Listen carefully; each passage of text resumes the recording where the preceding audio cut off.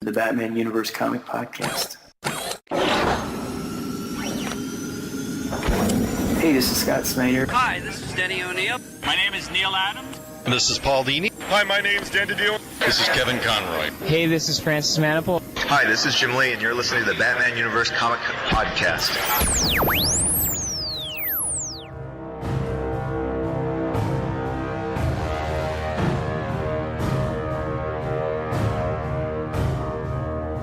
Hello, everyone, and welcome to the Batman Universe Comic Podcast, episode number 249. I am your host, Dustin, and today I have with me... This is Ed. And this is Steph. We are bringing the latest news from May 13th through June 2nd. We're bringing all of the latest news and comic reviews from the world of the Batman universe. We have a good chunk of news this time around, as well as a good chunk of listener comments, which I swear every time we have a good chunk of news, we get a good chunk of comments. So we're going to dive straight into the news, and then we'll get into our reviews. So first up, May 17th, it was announced that DC is going to be doing some more Looney Tunes special crossovers with DC characters. And these are all going to be released on August 29th. They're going to be priced at $4.99 and have 48 pages. Out of the 4 that are actually being released, 3 of them are all pertaining to the DC universe, or I should say pertaining to the Batman universe. All of them are obviously pertaining to the DC universe. I was about to say, yeah. The one that we won't be covering on the website or mentioning here on the podcast outside of this announcement is that there's a Lex Luthor Porky Pig special. And yeah, I mean, some of these cover arts look insane. It looks like they definitely tried to go the route that Tom King was going with Elmer Fudd and Batman, rather than some of the cartoonish versions that they went with the last time around. All of the cover art for all of these, which you can find over on the site under comic news, all of them look extremely realistic, as if they are trying to go for that Elmer Fudd version of what Tom King did last year with the Elmer Fudd specials. So the other ones that we've got Catwoman, Tweety, and Sylvester. This is going to be written by Gail Simone with art by Anaki Miranda. A Harley Quinn Gossamer special, written by Jimmy Palmiotti and Amanda Conner with art by Pierre Brito. And then we have the Joker Daffy Duck special, which is written by Scott Lobdell and art by Brett Booth and Nord Rapamund. Also, interestingly enough, some of these are going to have backup stories, or they're all going to have backup stories, but they're not specifically saying which characters are going to be featured in the backup stories. Weirdly enough, none of these actually say anything about a Tasmanian Devil one. But the only reason I bring this up is because I just saw something on Twitter over the weekend. Tom King posted something that said it looked like he was writing a script, because it was the typical, comic script. I mean, it was word process, let's be honest here, but it looked like it was a script because he's posted stuff like this before, but it was Taz, and then it was like a bunch of like gurgle stuff that Taz would say. And I kept thinking, like, they never announced anything with Taz. Well, it could be a cameo. Yeah, well, I guess, but why would he not get writer's credit if he was cameoing somewhere, unless he's just writing the script for Taz, which is... Unlikely. Well, I mean, who knows? He could get fired from Batman. He's got to do something. Yeah. So those are the 3 ones. We'll be covering these on the website, the 3 that I mentioned. Some of these I think will be more interesting than others. Daffy Duck, he pays a call to the Acme corporate headquarters in Gotham City, but it turns out that Joker is occupying the Acme headquarters. That's kind of interesting. And it looks like, based off the cover art, that he becomes a henchman for the Joker. So why not? Yeah. All right. Next up, May 21st, Super Sons announced that they are returning in a new series. We talked about this briefly on the last episode. This was not a huge surprise because of what we talked about. There was a tweet that accidentally revealed that this was happening, but all in all being said, Super Sons is coming back in August. It's going to be a 12-issue maxi series, which I believe this is the right way to go, by saying up front it's only going to be 12 issues rather than saying here's an ongoing and we're only going to do 13, 14, 15, 18 issues. This is the way that they should be doing things, and I've said that multiple times in the past. So basically, Peter Tomasi is going to be coming back as the writer. Joining him will be Carlo Barberi, and the series is called Adventures of the Super Sons. First issue is hitting on August 1st. Like I said, it's going to be 12 issues, so it'll last through the following July. I have to say I'm quite pleased that this is coming back. If you read the Super Sons series and the way it ended just in the last couple weeks, it ended in an interesting way where it definitely left some possibilities open for future stories, and quite happy that Super Sons is returning because it gives Damian the ability to actually feature in a book, because Damian, during Rebirth, has become the Tim Drake of the New 52. I don't follow Superman, but I keep hearing things about Lois and John possibly being written out of the universe. I don't see how they're going to be. Yeah, I've heard those too. I mean, the thing is, cause for concern out there is there's two causes for concern. Bendis, number one, and Jeff Johns and what he's doing with Doomsday Clock, number two. More so Bendis, though, because Brian Michael Bendis has come on and he's taking over the Superman books. And the Superman books, he has full reign over the entire Superman universe at this point. And I mean full reign, from what I understand. Yes, absolute full reign. Like, nobody is holding him back and saying you can't do anything. And I'm not saying that's necessarily a bad thing. He has proven that he can take characters and make them, into something that is a little bit more interesting, but he doesn't have like a perfect track record either. Let's be clear about that. But he has a good enough track record where DC has no problem allowing him to come in and put his hands on this universe and say, okay, well, you can mold it however you want. And that's what he's doing. And some of the stuff that I've heard, and at this point, the only thing we've gotten is a short story in the Superman or Action Comics 1000. We've gotten the short story that was in DC Nation. And at this point of us recording, we've only gotten one issue of the Man of Steel miniseries. So it's impossible to know whether or not everything that's going to happen is going to be okay. But everything that I've read and everything that I've heard him talk about doesn't seem like he's here to shake up everything, just shake up enough. That being said, lots of people out there believe that it's entirely possible that the Lois and John thing could disappear, and it wouldn't be the first time, because they did the exact same thing during the New 52 with ending the marriage between Lois and Clark, and then it was during Convergence that they reemerged as like these characters from an alternate universe. So the thing is, like, I'm not going to sit here and say it's impossible for them to write John out, but at least as long as this series is happening, it doesn't seem like he's going to disappear. Now, the one thing to keep in mind here is, and the reason why I said Jeff Johns is, if you remember, Doomsday Clock is happening in the future, not presently. And if you've read the latest issue of Doomsday Clock, it didn't seem like that Lois and Clark were having the best. They didn't seem like they were on the best of terms. Let's just put it that way. That's being generous. Yeah. So who's to know whether or not they actually were married? And by the end of when Doomsday Clock rolls out, which is July of 2019. 2021? Hopefully not.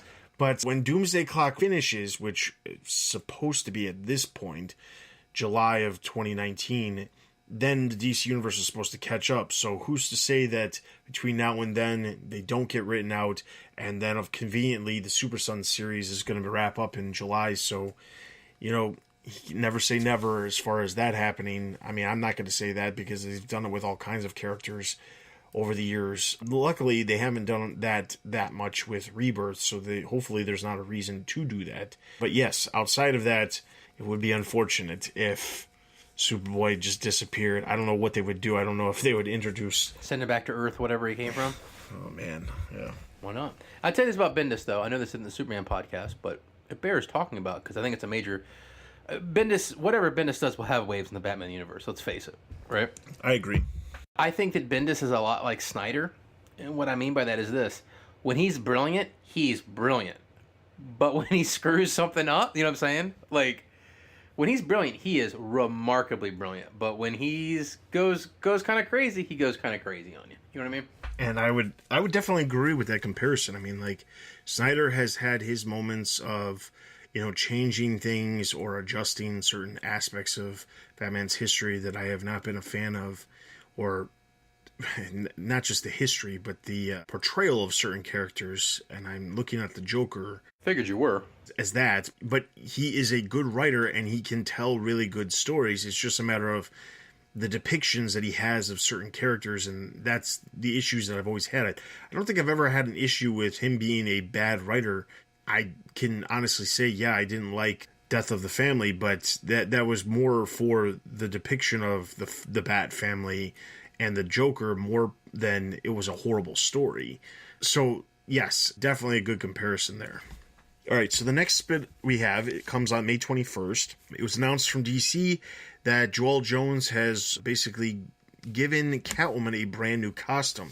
Now, the best way to describe this, obviously because this is all audio and not video, the best way to describe this is if you took the 1992 Batman Returns costume that Michelle Pfeiffer wore and combined that with the more recent Hush version, that would basically be what it looks like. It's definitely not bad. It does have some weird cutouts that I don't necessarily agree with, but I'm not going to say it looks bad. I mean, I think it looks really good. I just don't understand what the necessity for having her armpits exposed are. But as someone who lives in Texas, I would appreciate a shirt without armpit. But if you had the choice between a shirt without armpits or a shirt without sleeves, which would you Probably choose? sleeves.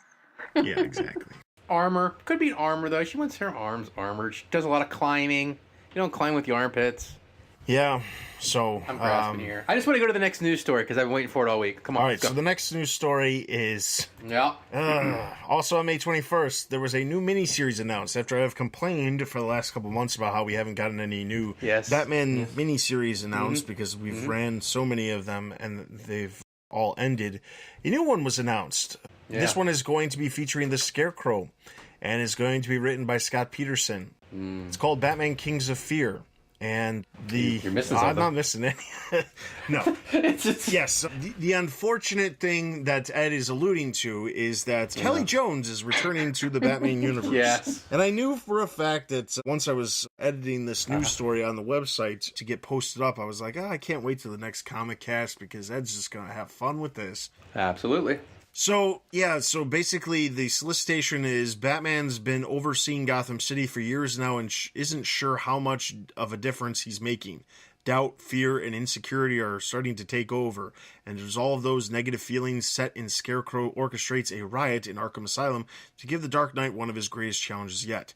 Now, the thing is, this description of the series sounds very similar to what happened prior to Nightfall, with Bane basically breaking the inmates of Arkham out to basically wear Batman down, and it sounds very, very similar. I'm not sure if that's on purpose. I'm sure it's not, but it seems like it's going to be Scarecrow in the background with a bunch of villains, so Scarecrow is taking the role of Bane, and then in all these other villains appear. Just on the cover of the first issue alone, you see Killer Croc, Penguin, Mr. Freeze, Two-Face, Poison Ivy, Joker, Bane, and then obviously Scarecrow in the background. I have to say, seeing this cover, it makes me so glad we don't have Kelly Jones doing a normal book, because his portrayal of Poison Ivy, Two-Face, and Mr. Freeze, I cannot stand. I cannot stand the portrayal of Mr. Freeze. And I can't stand Kelly Jones' art. That's not to say he's a bad artist, but I don't like it. Sounds like you're saying. Well, no, I don't want to say he's a bad artist because he's an artist who is talented. His talents do not make me enjoy the work. That's all. So I mean, like, that's not to say he's a bad artist. There's plenty of artists that I don't like, or have a different style than what I like. But I can't stand the way he draws certain characters. Mr. Freeze literally looks like a blue version of the Wizard of Oz, like the actual wizard, not the guy who's like the face just sitting there floating in the green tube. Blue, but this is blue, and it's just a face floating in the blue, helmet. Okay. So, since this will be in August, and we'll be going through a lull in that time at the regular Bat books, we won't. which I believe there's no lull. I'm pretty sure there's no lull. I'm pretty sure there is. I think they're going to go monthly during August. Really? Just in August? Just for the next 6 months while this series is coming out? Yeah, I think that's what I heard. Could be a rumor. You never know. You get stuff off Bleeding Cool. I mean, no one believes it half the time. Would you like to add this to the rotation to cover? And I do think if we could talk about the art a lot. We could even... You know what? People have always talked about us and said, you guys don't talk about the art enough, which is a really valid criticism. What if we just did this book and we didn't even talk about the plot? Just the art. Like 20 minutes every 2 weeks. 20 minutes? I don't even know how you noticed anyone else on that page. I can just not take my eyes off of Batman's ears. They're so They're big. He does like making them like antennas. That's for sure. Yeah. And the little razors, 2-foot razors. I mean, how would he even get in a car with those coming off his hand? You know what I'd love to know? Okay, Right? so listeners out there, I'd love to know if there's anybody out there who really, really enjoys Kelly Jones' artwork. Not his mother. Ms. Jones can't call Yes, in. and so basically I want to hear some comments. Post your comments in the comments section for this episode, and let me know if you really enjoyed Kelly Jones' work, or if you prefer, if you're on more on my side, which is just don't prefer it at all. Because I honestly, like, I'm not saying that, like, his books, when he was on main Batman titles back in Nightfall. the day, those books were selling well, but I honestly believe those books were selling well because of the story that they were telling, and not necessarily because of the art that was attached to those projects. Looking back, I would love to think to myself, what if somebody else had drawn this? Mostly because I have so many, like, when I look at his work, I have so many issues with the way he does certain things. Like, Poison Ivy's still wearing that ridiculous, like, wreath or headband or whatever you want to call it on her head that she wore back in, like, the 50s and 60s. Why is that there? It doesn't make any sense. It's a modern fashion accessory. Yeah, real modern. Okay, so yes, anybody who likes Kelly Jones, I'd like to hear from you. If I don't hear anything, then I will cement my belief that nobody really likes him. It's the reason why I always thought that the story to Red Rain was so good, by the way. Because I enjoy that book in spite of the art. And you know, the thing is, there are plenty of... I think Sure. there are certain places where he works well. I think that stuff... Carnivals. And that's the best part. You like making fun of it just as much as I dislike it, but you still have It's so angry. It's so awesome. Okay. When I saw that, I got a smile ear to ear. I'm like, we got a Kelly Jones news story. It's going to be great. Okay, so Go on. next up, also on May 21st, it was announced that there's a Batman and the Justice League manga that's going to be heading stateside. This originally appeared in a magazine in Japan, in a Japanese magazine called Champion Red. It's a 208-page manga story that is going to be released, collected for $12.99 in October. The solicitation for this says, a young boy from Japan travels to Gotham City on a mission. A year before, his two parents, both scientists, were presumably killed in an explosion that destroyed an experimental power plant, but the boy believes that they still may be alive. At the very least, he's determined to find out what actually happened, but his quest soon leads to a run-in with some powerful forces that require help from both Batman and the Justice League. So I know what you're thinking. You were thinking that entire story leading up to it was all about Bruce Wayne, but it's not. It's about somebody else who has a very similar story to Bruce Wayne. So we don't normally cover collected versions of stuff, but I may very well be getting somebody to cover this on the website, specifically because it's not being released in a weekly or a monthly format, just collected. So we'll probably go the route of the Dark Prince Charming and just release a review for it after it releases. So if you like manga, Can't read 'em. that's there for you. Also, before I get to the solicitations for August, which most of what is happening and the big stuff was already covered, also in relation to manga, it was announced on May 30th that the recent release of Batman Ninja, which you haven't seen, please do see. It's really good. They are going to be doing a manga adaptation of that movie over in Japan, which I would put money on it at this point and say that eventually it could be collected here in the States as well. So there's no current word on whether or not it'll be released in the US, but as of right now, it will be released in a magazine called Monthly Heroes Magazine, and that's going to be on sale on June 30th, the first issue. So you can check that out. Also, if you head over to the site, there's a link that'll actually take you to a spot where you can actually read a preview of it in the July issue, which I know that makes no sense, but the issue that's actually releasing with the first part of the manga is in August, but it came out in June. So take a look at that if you are interested in manga as well. Finally, the big news was the solicitations. So these solicitations came out on May 22nd.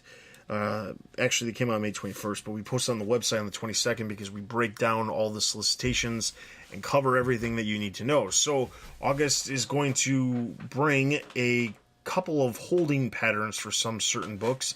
As I believe we mentioned this in the last episode, previously announced in the solicitations for June for Detective Comics number 982, Brian Hill's 5-issue story has been pushed back one issue. Rather than it starting with number 982 as previously solicited, the story will begin in 983, pushing the story to 987. This happens to take the arc to the end of August, so we won't hear who is coming on Detective Comics until September, which means we should hear something by the end of June if it is not going to be a fill-in person, or they could wait until San Diego and announce it right before San Diego in July. Almost certainly San Diego. Yeah, right? But you would assume so, depending on what their plan is for that title. It doesn't seem like they have a distinct plan, considering they didn't really announce when Brian Hill was announced on it. They just kind of like, here's a solicitation. And then when they pushed it back, the story that's being told in 982 now, which is dealing with Deacon Blackfire, which we'll cover on the next episode. Not that there's anything wrong with Deacon Blackfire, but they didn't care to announce that either. So it's one of those things where Brian Hill has said repeatedly online that he is only on for 5 issues. After 5 issues, he is done. So September is going to either bring somebody to come in for probably another 2 issues, or maybe a little bit longer, but I can't imagine them getting between now and 1,000 just random people to come on. And I say random, but I mean like, just creators sporadically to show up to do a story arc until 1,000. That doesn't lead the charge to 1,000 like it really should. It's not going to happen. So hopefully we get some sort of announcement. I would prefer if it was happening in September, because the idea of September, which would be 988 and 989, pushing us just 12 issues before we get to 1,000. The idea of those 2 issues also being just a short 2-issue story arc to fill in the gap. Oh man, not super ideal. So the other announcements: Nightwing pulls double duty as he appears in his own series as Nightwing, but he's also subbing for Batman in the pages of Batman, as Bruce Wayne is still involved with the trial of Mr. Freeze and is on jury duty. The solicits hint that Dick might be under the cowl for a lot longer than we first thought as Bruce re-examines his actions as Batman. Another month after some current miniseries end, we already talked about, we get the one with Batman Kings of Fear, filling in some of the gaps because it's a 5 Wednesday month. We have the DC Looney Tunes crossovers, which we already talked about, but there's also a number of annuals that are happening as well. This time around, Batgirl, Nightwing, Red Hood and the Outlaws, and Suicide Squad will all be getting an annual. Pay very close attention to make sure if you're buying all of these issues that you make a budget, because the 4 additional Looney Tunes, or even if you're just sticking with the TBU Looney Tunes stuff, that's 3. Those are $5 a piece. All of these annuals are also $5 a piece. So you're talking at least an additional $35 in 1 month just for those extra issues if you're getting the 3 of the Looney Tunes specials and the 4 annuals. So keep that in mind. It's also worth noting that all the annuals state that they will include a free digital download code, which, as we mentioned on the last episode, they said they were getting rid of those codes. So yeah. Maybe not for annuals. And the funny thing is, it's interesting because I noticed that as you're listening to this episode, Justice League number 1 came out, and they have the free digital code in Justice League number 1 as well. And it's one of those things where I'm starting to believe that, we did say that they probably weren't going to be doing codes and everything. It was just going to be codes and special releases. If annuals count as a special release, and that's part of the reason why they're $4.99, that kind of bothers some, because some of those annuals, and not to say that they're all like this, because they're not, some of the annuals tell a standalone story that's nothing to do with anything else. That's not to say that they can't, because some of the times they are great and they fill in the story and it makes perfect sense, but paying $4.99 for an annual, and the added benefit is you get this digital code that they're not giving you with anything else. Not real sure how good of a job that's actually doing as far as a marketing piece. So doesn't matter. I won't buy an annual until they fix the outrageous numbering problem with the Detective Comics annuals. Well, good luck with that. You agree with me, though. I know you agree with me. I agree. Oh, I do. I definitely agree with you. They should have fixed that. They should have fixed that. They should have fixed. I think they did this exact same thing with Action Comics, and obviously that series does not belong that way either. So, No. yeah. All right, so as far as in Greater Gotham, Batgirl is going to be taking a step backwards as the device that allows her to walk gets fried, forcing her back into a wheelchair. Whether this will lead to her taking over the mantle of Oracle has yet to be seen, but hopefully we'll be able to see a coexistence of the two identities as we saw on the pages of Birds of Prey. Batwoman rounds out its run with issue number 18, and as revealed with the news, a Young Animal print is going on hiatus. Mother Panic Gotham AD will end after issue 6. Catwoman gets a new look in Catwoman number 2. Red Hood and the Outlaws gets to issue number 25, and with that comes a special higher page count and higher price tag for the milestone. So, over in the Nightwing annual, Vicky Vale is going to show up for the first time in Rebirth. And then in the Batgirl annual, we have James Gordon Jr. showing up since the first time in Rebirth. Then on the DC Universe sides of things, we already talked about Super Sons returns. James Tynion fills in for Scott Snyder on Justice League number 5 to give Scott Snyder a short break before he returns in number 6. And then finally, the TBU characters making their rounds to other series. We have Talia al Ghul. She continues to have a presence in the Silencer, but August also brings a annual for that series, which will include Batman into the mix. Over in Aquaman, the Suicide Squad has a crossover which brings Harley Quinn, Killer Croc, and Deadshot into the issue, and then the story involving Batman in the pages of Deathstroke also continues. So if you are interested in full details of everything that's coming out and you want to start tallying up how much money you're going to need for everything, head over to the site. Full list of all the TBU stuff that we mentioned, that we covered here and talk about, is over on the site, as well as a nifty little gallery of some of the featured cover art for the month of August. So be sure to check all that out. Okay, so with that, outside of all of that news, there are 3 new Last Week in the Batcaves, so check that out. Just as a heads up for anybody who's looking for Last Week in the Batcave for the next couple of weeks, Jessica's actually taking the majority of June off as she has some personal stuff with vacations and stuff with school. She'll return the Tuesday before the wedding issue releases, so be looking for that. I believe that's July 3rd is when the next issue comes out, which normally would not be on a Tuesday, but something is preventing it from happening on Monday, so it's going to happen on Tuesday. So that's the next time you can look forward to Last Week in the Batcave. Anything outside of that, there's just a couple of new DC All Access videos. One talking about the Flash War, which has very little to do with the Batman comics, but it promises to have some sort of lasting effect on the entire DC universe. So we'll wait and see with that.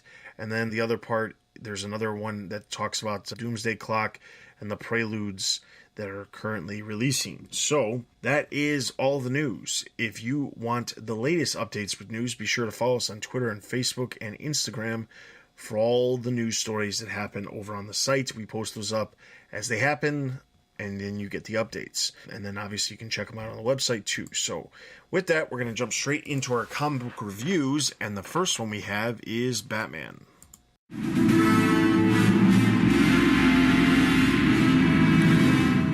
Well, listeners, if you thought we took too long on news, I'll make this one quick. Batman number 47, writer Tom King, artist Tony Daniels. So here's the wrap-up of the Booster Gold story. Bruce, from Booster's new future he created, threatens Booster to make him take him back the day his parents was killed. He's kept Booster locked up for a year while he has attempted to repair Skeets. Booster tricks him and they go back to where Bruce's parents should have been killed in the proper timeline coming out of the theater.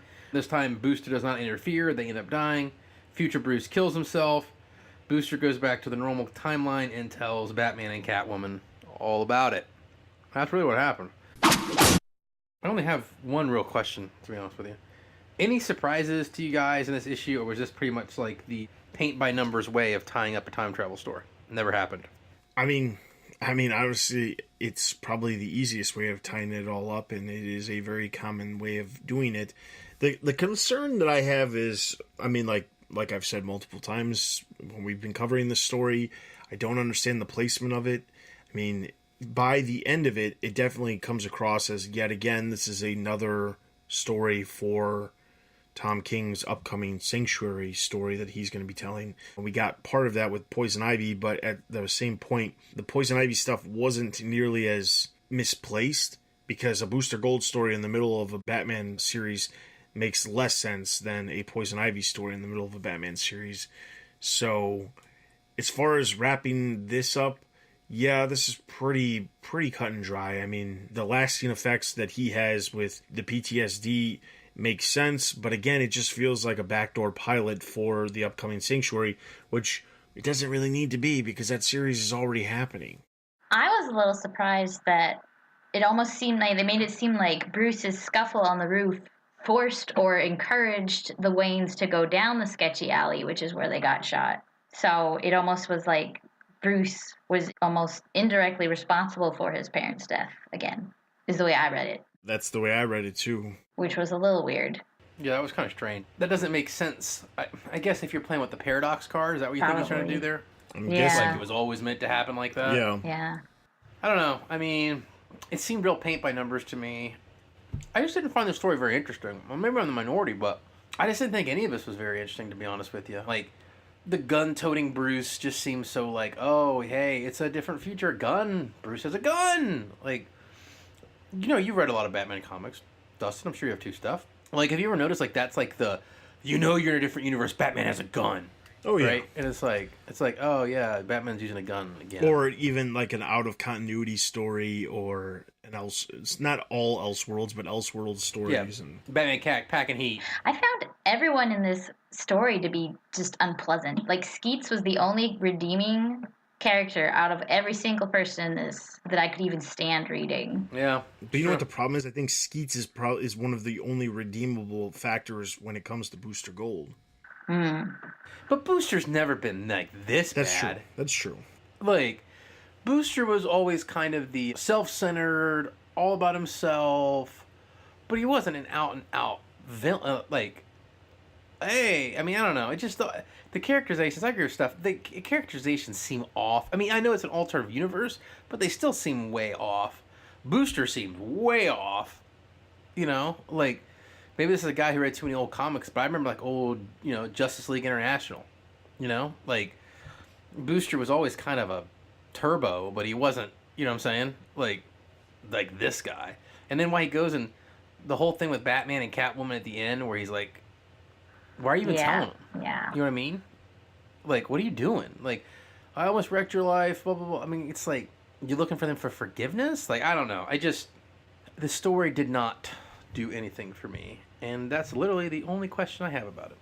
There's not much here, man. There's really not. Yeah, I don't honestly have that much else to add to that, man. I mean, like, really, just the placement of the story makes no sense. Like, I just don't get it.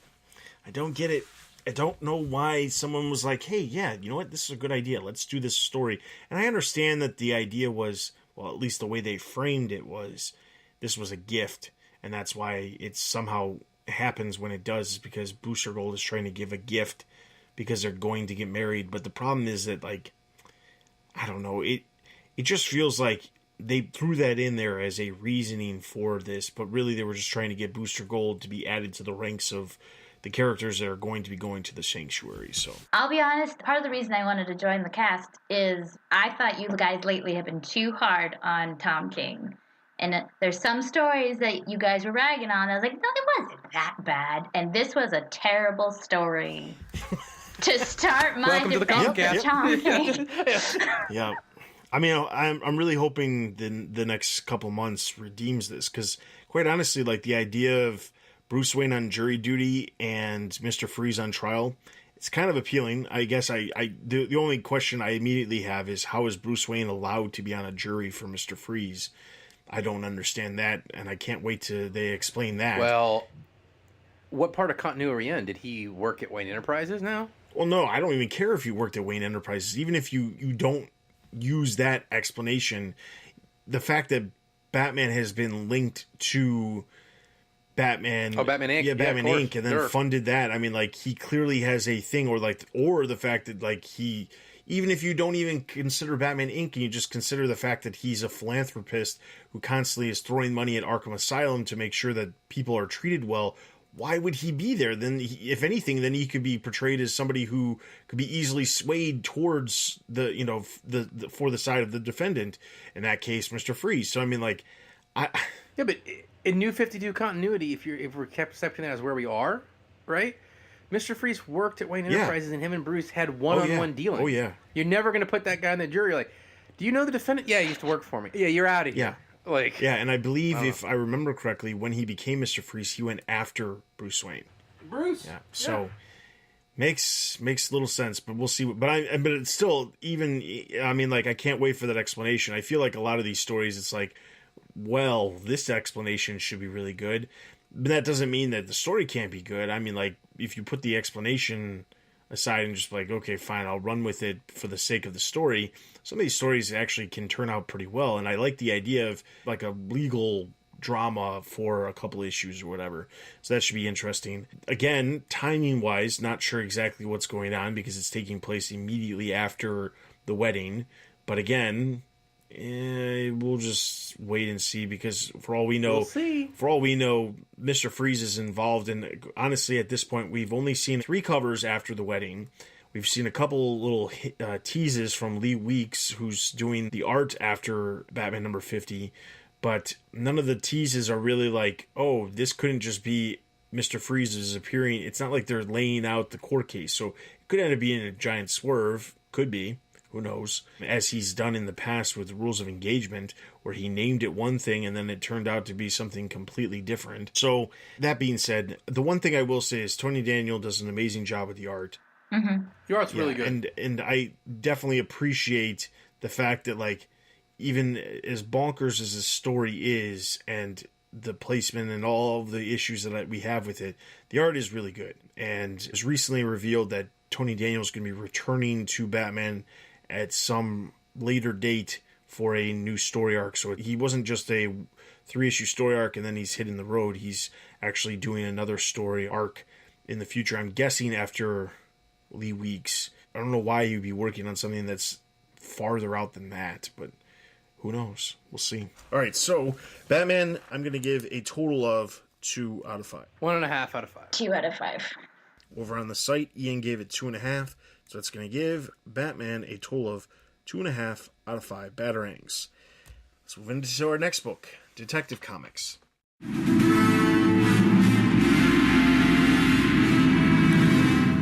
If you thought Batman was bad, boy, I hope that you really thought that Detective Comics was amazing. All right. Detective Comics number 981, written by James Tynion IV, art by Eddie Barrows. Continuing from the last issue, Tim shows Kate the future via the OMAC nanites. He shares that they were always destined to be enemies because of Kate's tactics. She was forced out of the family and Tim had to track her down. As Tim shows Kate this disgusting future, Steph chimes in via comms that Tim was not seeing their actual future. Steph shares that Ulysses and Brother Eye have been manipulating Tim this entire time in both the present and future timelines. In the Belfry 2.0, Bruce and Cass join forces to stop the Omacs and give Steph more time to be able to hack Brother Eye. Bruce tells Cass that he is sorry. This battle is not hers to fight, it is his. He did not want her to get hurt. Cass tells him that she just saw this other world where she is not doomed to be bad, meaning the Batgirl reference from the last issue. She tells Bruce that she is a bat, and this is where she is needed.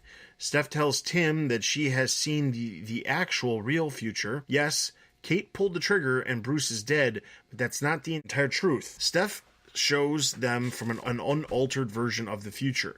In the future, Bruce asks if what he is reading is true, that the orders are to bring Batman in dead or alive. Kate acknowledges that things have gotten from bad to worse. The government will not ignore what he is doing in Gotham anymore due to what happened to the League.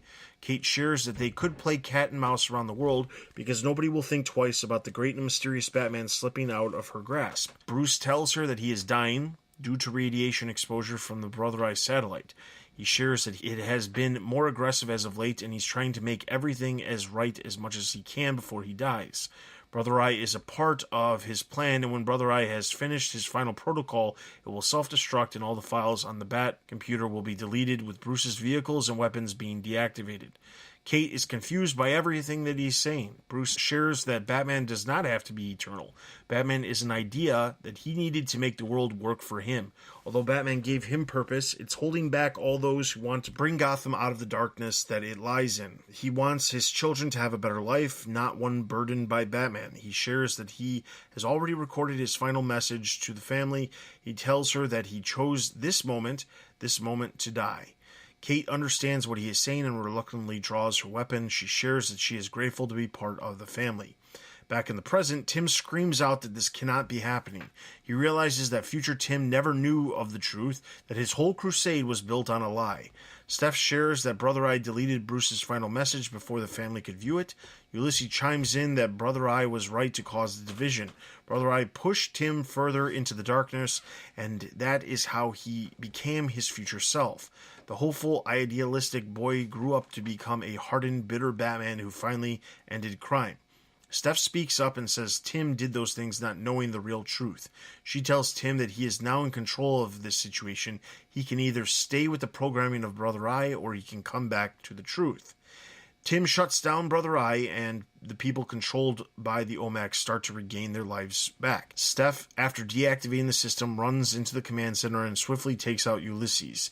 Bruce apologizes to Steph for everything that has happened between them. She shares that although they will never see eye to eye exactly, she very much respects the bat symbol because she knows just how powerful it truly is.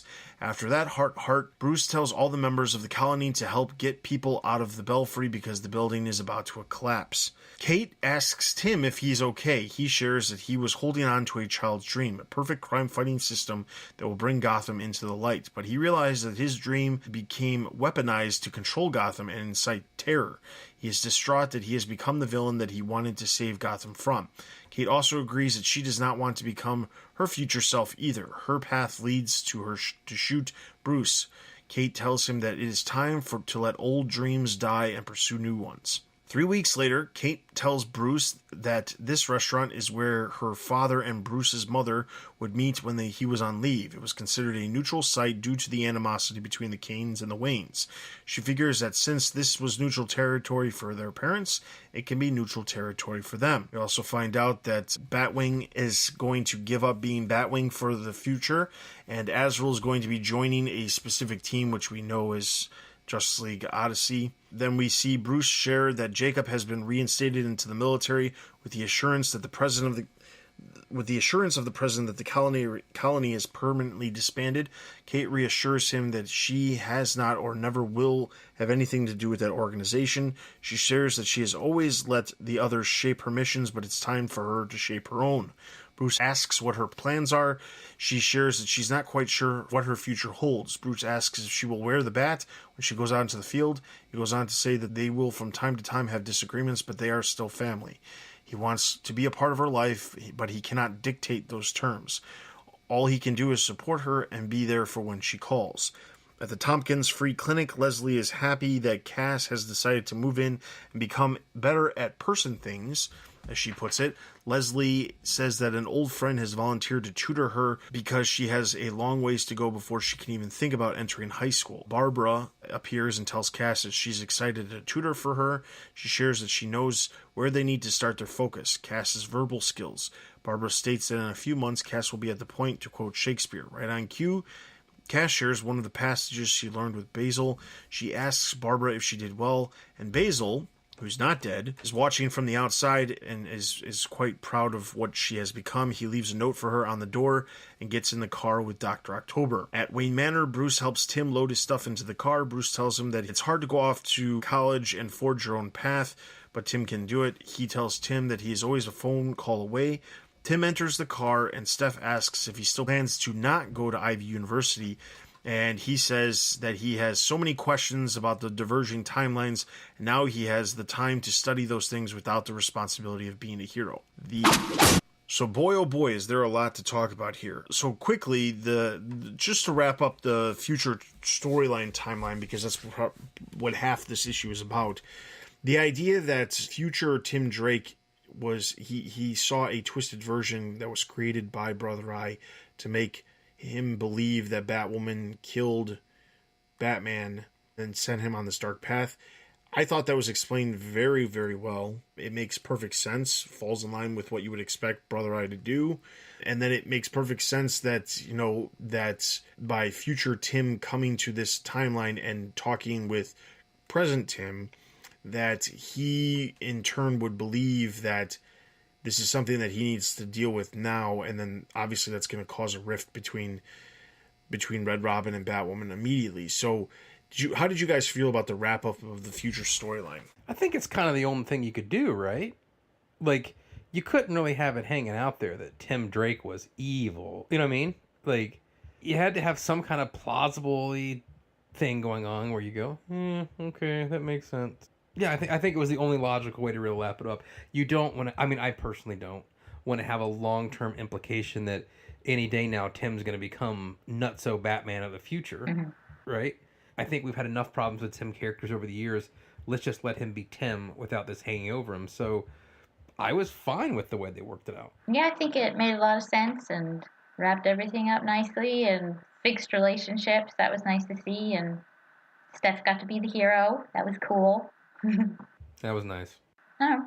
Yeah, I think that, you know, as far as the future stuff, I feel like, well, it's not just that. I mean, this kind of bleeds into my next topic to discuss, but we talked about this before about Tynion. Originally, he had planned to be on until 1000 Justice League Dark. That opportunity came available, and he wanted to do that, and it was something that he wanted to do more than anything else.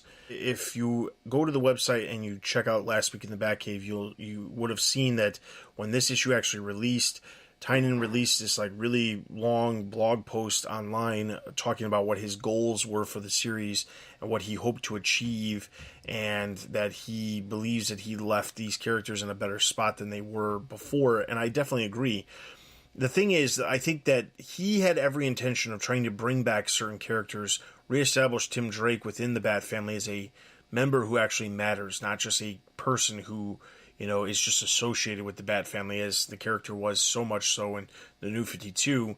Introduce Cassandra, introduce Stephanie, bring these characters back into the normal continuity and explain different aspects of how these characters become and are the way they are. And I think that he's done an amazing job of bringing these characters in and kind of giving a lot of characters, I mean, even Batwoman to a degree. I mean, yeah, she had her she had her own series in the New 52, and she has her own series here, but I think that Batwoman in Detective Comics has been portrayed a lot better than in her own series. I find her own series to be somewhat boring at times. It's picking up a little bit now, but I mean, we only got a couple more months before the series is actually ending, so it's one of those things where I feel like Tynion really understands these characters and really nails the characterization of a lot of these characters.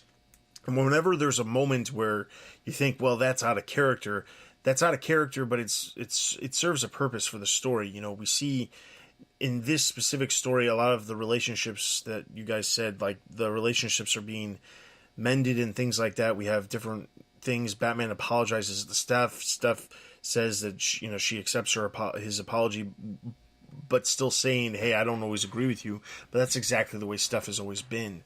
So it's something where it makes perfect sense.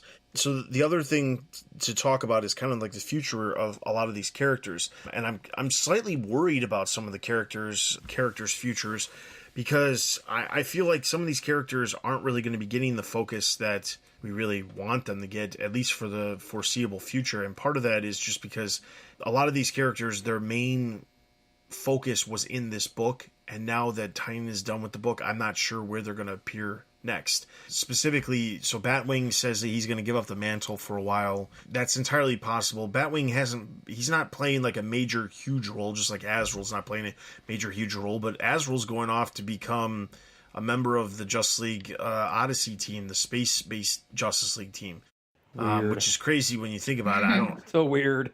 Yeah. I can't wait for them to explain how that actually ends up happening, or why it actually ends up happening, but that's happening. And then we've got, I love the idea that Cass is going to be taught by Barbara. That all makes perfect sense.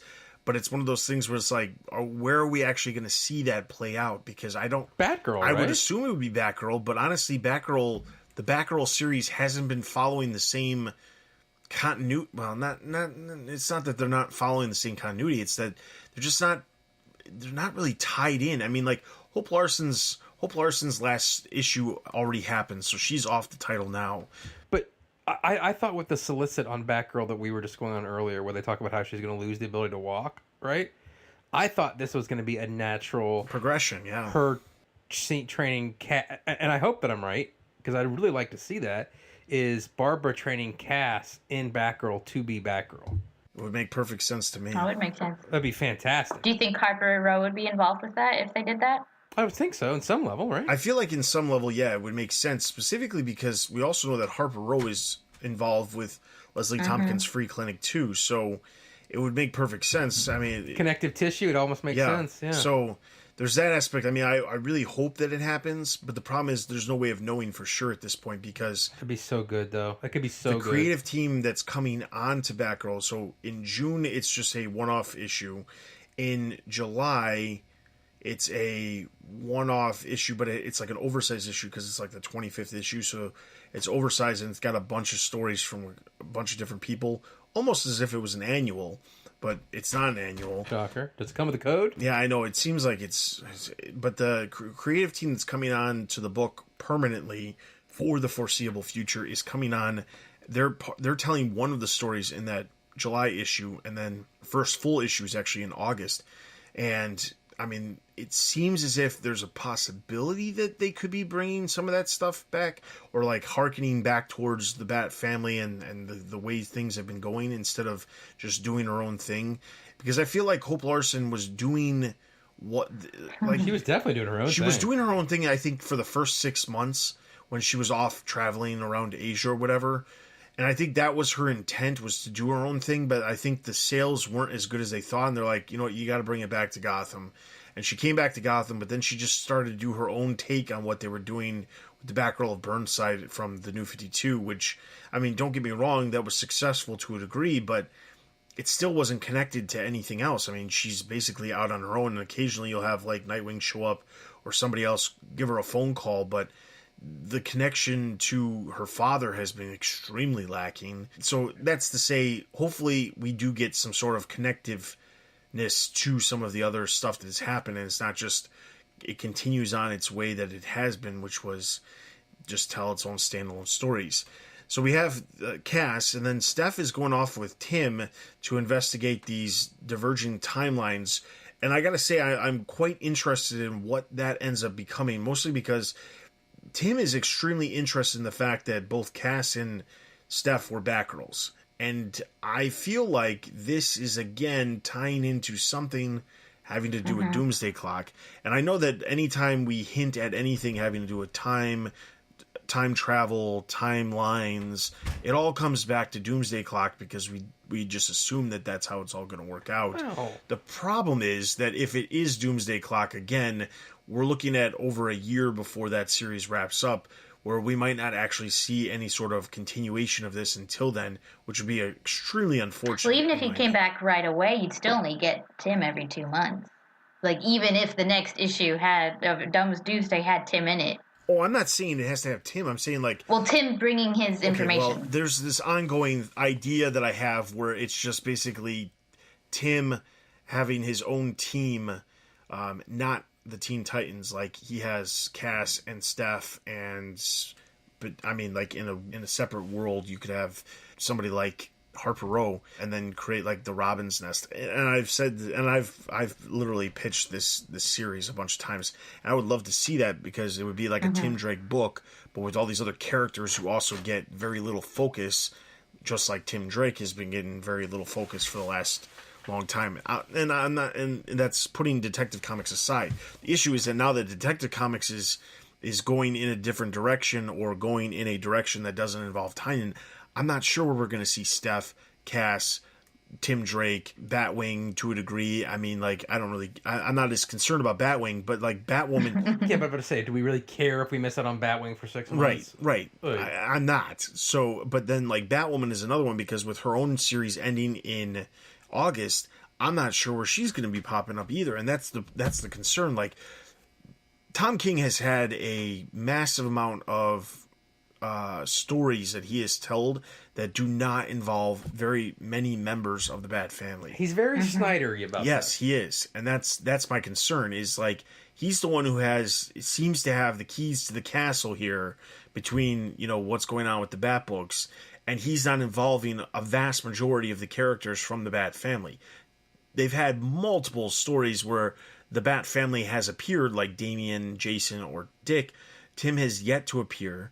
We don't even know if we still have yet to see any sort of reference of of Tim knowing that Bruce is getting married, which is mind-boggling. We know that the preludes are completely exempting Tim Drake from the mix for some weird reason. And the only explanation, and I've heard this explanation before, is, well, the original intent was that Tim Drake was going to be off the board longer, and because he was going to be off the board longer because of Doomsday, BS. the wedding was going to happen, and that's why he's not involved. But the thing is, he's been back on the board now for like 8 months. So it's one of those things where you could have changed and made adjustments within those 8 months. We know that they don't work like 12 months into the future. Yeah. So, I mean, plus you brought up the time travel thing, right? Tim is more than tangentially tied to the time travel in this. He was in Mr. Oz's prison. Yeah. You know what I mean? Like, this isn't like, well, there was a time travel thing, and aren't we doing time travel in Doomsday Clock? This is more concrete. Like, Mr. Oz locked him up and said the reason why he locked him up was because he was the one guy that could put all the threads together, right? Exactly. So this is more than just like, well, time travel happens with Johns. He kind of does the time. Like, in fact, I think what you're seeing here is exactly what was foreshadowed in the earlier issues, right? If Tim isn't locked up in Dr. Oz's prison, he's going to be the guy that puts the whole story together. Yep. And now you see him leave at the end of Detective and go say, hey, I'm going to try to put this whole story together. Yep. My only thoughts could be when we get the solicits for the new Detective Comics in September will be that whoever the creative team is, if it's some of those grandiose things I've seen about Grant Morrison, or if it's a relative no-name, I would have to believe that the Tim and Stephanie story would be picked up in Detective, and it would be a major feature moving forward, considering how interrelated that is supposed to be with Doomsday Clock, right? Yeah, and I would definitely agree with that. I guess my only problem with that is... Now, if they don't, then I guess we're just staring at the wall. Yeah, and I think that the big concern is that I'm not sure that whoever... The problem is it just doesn't feel like... If you just look at the New 52, it doesn't feel like there's a lot of writers who really want to use certain characters. Like, we went the entire New 52, and the only time we ever ended up seeing Cass and Steph was during Batman Eternal, which wasn't even part of the main series, and still wasn't addressed in the main series after it actually happened. That didn't count. So it's one of those things where it's like, introducing new characters, hey, that's a good... or not new characters, but existing characters into continuity, that's a good thing. But it still has to do with whether or not the other writers are actually going to utilize these characters. And that's the problem that I think we've been seeing. And it comes from the New 52 mindset that DC was in. Like, well, if we don't address these characters, then we don't have to talk about them at all. They'll go away. Nobody will ever ask us about them, except for at conventions. And we all know those people are all crazy, so... Well, it's just... the thing that would annoy me about this, and I would like to act like this has never happened before, but that would be a lie, right? Fantastic. This issue of Detective is a fantastic wrap-up to the whole thing we've been treated since the renumbering of Detective by Tynion, right? It's fantastic. And like all great comic book stories, because let's face it, comic books are a medium where you're going to get an issue every month. It's not like your show's like, well, that's it. Batman's been canceled. So, you know what I'm saying? Like, the story is going to keep going. It's always going to keep going on. And for those of us that are drawn to that type of media, it's what kind of keeps us going. This book is excellent, not just for the wrap-up, because this feels like a satisfying wrap-up while still giving us so many new story arcs. Like, the Cass and Barbara thing in Batgirl, if they don't do that, someone needs to be shot, because that just... makes too much sense. But the Tim stuff, they've got to figure out where this is going to go. Like Batwing, I'm not trying to be jerky, but Batwing's a tertiary character. If he's going to hit the bricks for 6 months, you know what I'm saying? Like, whatever. Azrael's going to space. That doesn't even sound right when you say it, does it? It doesn't. Azrael's going to space. Like, but he is. So Azrael's going to space with Cyborg. check. Okay? But the Tim and Steph stuff, and to some extent, Kate, if those characters aren't picked back up in Detective, I mean, I just don't know where they would go. And that, what would be a real shame of, what would be the real shame of the story? And unfortunately for Tynion, and not his fault at all, what will define this story in Batman history as a great story or a good story, in my opinion, is how does it affect the ramifications of the universe? You know what I'm saying? Oh, yeah. Like, if this is the jumping off point and Tim and Steph become majorly involved in Doomsday Clock, Cass becomes Batgirl again, and Kate does whatever Kate goes and does, then this will be the story that launched those stories. But if those storylines just go away, if Cass just becomes another character we see every 6 months for a glorified cameo, if Tim is supposed to be this great piece on the chessboard that Oz is going to remove and nothing comes to fruition, then unfortunately this story won't have such a lasting impact. Oh, not because it isn't brilliant, but just because it didn't go anywhere. Yeah. Oh, yeah. You know what I mean? Does that make sense? Which would be sad because it like every great comic book story, it ends, and this is maybe in my opinion, unless it's The Dark Knight Returns, but every great comic book story not only should give you a satisfying ending, but also set you up for the future without feeling you got cheated and didn't get an ending. And he does that here really well. Do you think they would delay this springboarding anything until what would have been the 1000th issue? More likely they delay it to coincide with Doomsday Clock. Yeah, which will, I mean, that'll push it past 1,000. Oh, God, I hope we don't got to wait that long to get this story going, right? I really hope so, too. I mean, I think the thing is, like, you know, we're sitting here, we're at, like, the 2-year mark from when Rebirth started. And, you know, there's been a lot of issue, or not, when I say issues, I mean, like, we've gotten a lot of issues out of Detective Comics because there's 2 every month. So we've gotten, you know, 24 issues that have released, and that has told a lot of story. And I think part of the thing is, like, when Tim Drake died and we found out that he was still alive, we wanted him to come back right away. But the problem was, but he did basically. But he did, but it felt like we were waiting forever in the background. Because remember, he was in the prison for like 3 months. Yeah, it felt like we were waiting forever for it to happen. I think it was just because the number of issues that actually released in between the point when he died and the time. And I don't think it was just 3 months. I feel like it was 6 months.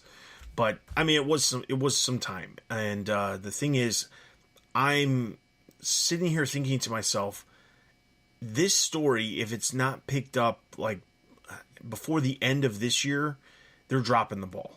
They really are. That's criminal. You can't, like, maybe not every thread's got to be perfectly weaved by then, but if you're going to delay Tim and Steph, and maybe you show Tim and Steph as the plot number 2 of the detective book, whatever's going on, you see Tim and Steph investigating across America, and somehow that ties in the story, you know what I'm saying? But the cast stuff's got to start, like, now. Like, what are you waiting for? I mean, you're switching Batgirl creative teams. What are you waiting for, you know? Like, I don't get it. Like, I mean, it's got to. It's got to. Yeah, there's too many things that he perfectly set up for people just to say, you know what, I could take over that. And there's not going to be any issues. Like, it's not junk. You know? Like, how many times have we seen junk get set up and people run with it for, like, a year and you're like, are we doing this still? Right? Like, this is brilliant. Like, take the ball and run with it. Sorry, I was kind of on my soapbox there for a second. Okay, so needless to say, this was a great issue. Yes. It was also great to see that Eddie Barrows returned for the final issue. Eddie Barrows, who was one of the original artists attached to it at the beginning of Rebirth, it was nice to see that he was able to return. That was partially because Varro Martinez has already moved on to Justice League Dark, because he's going with Tynion to that title. But it's not to say that Eddie Barrows' art is not well appreciated. It is, you know, like... Eddie Barrows is a really good artist. So before we get into our ratings, I have to say this, because I think that sometimes some people don't understand the way I rate things. And you guys might rate things differently, but this is the way I look at it like this, okay?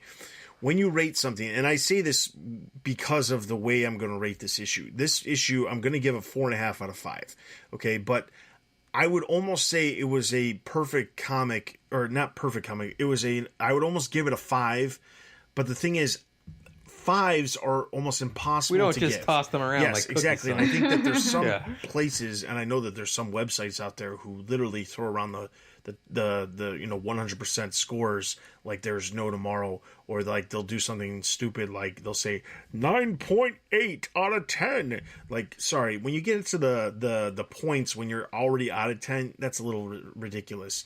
Just do it out of a percentage then instead of saying 9.8.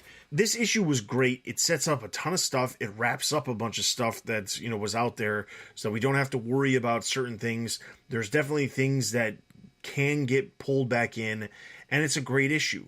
It's not a perfect comic though, and that's why I'm saying you can't give it a 5, and that's why I'm not going to give it a 5, is because it's not perfect. And the reason why it's not perfect is because you can still tell when you're reading this story that there's certain things that probably would have been different if it hadn't been rushed. We're wrapping it up and we're rushing the story. And I'm not saying that this felt rushed.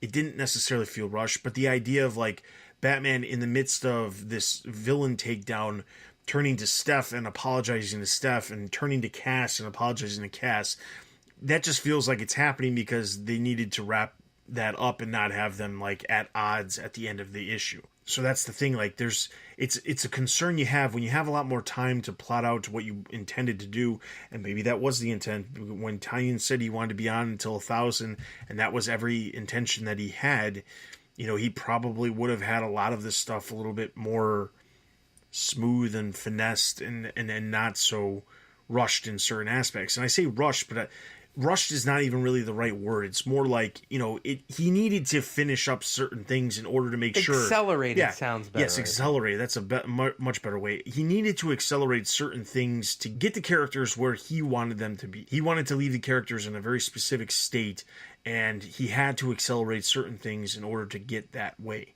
And that's why I'm saying it's not a 5, but trust me when I say this by far was probably my favorite issue in probably all of Rebirth. It was just because of all of the setup that's happened with Detective Comics, everything that's been going on, and the way he wrapped things up, and the way he leads.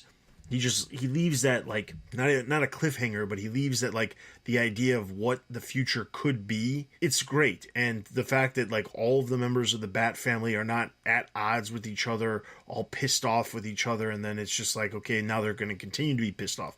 That's not to say the next person who comes along couldn't just make everybody pissed off at each other, but the way he leaves everything is exactly the way I would want a writer to leave things, in a way where it leaves doors open for other writers to pick up story elements and plots and things like that, but at the same time he wraps it up so that he's comfortable in a position that he left his characters. So although it's not perfect, it's pretty damn close. 4.5 out of 5. It's interesting that you say that. This story, especially the way it wrapped up, and considering, like you said, 2 years of double shipping. Do you know what I mean?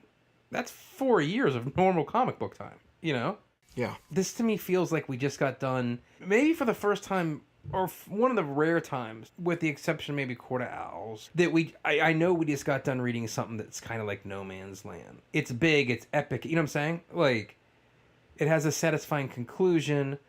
I haven't given a comic a 4.5, I don't think, since Snyder All-Star Batman, that first Two-Face story that was just the most ridiculous madcap fun I've ever had reading a comic book.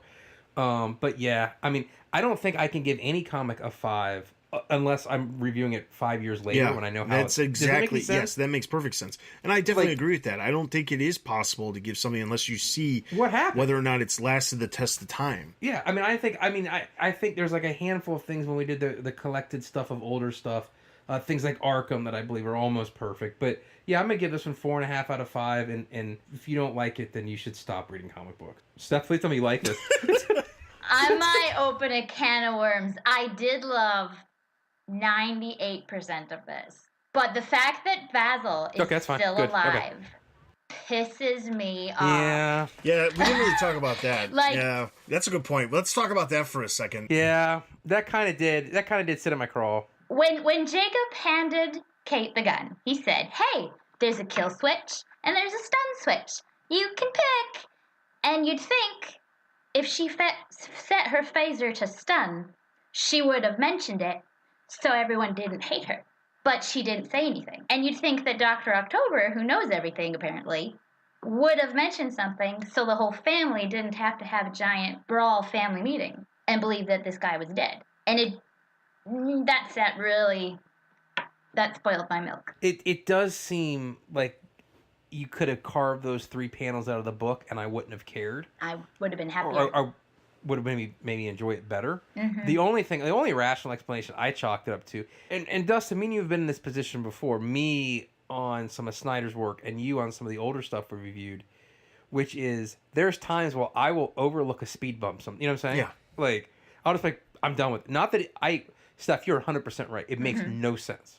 Right. There's I have an explanation that I told myself. I have one too. It's Kate's dad, right?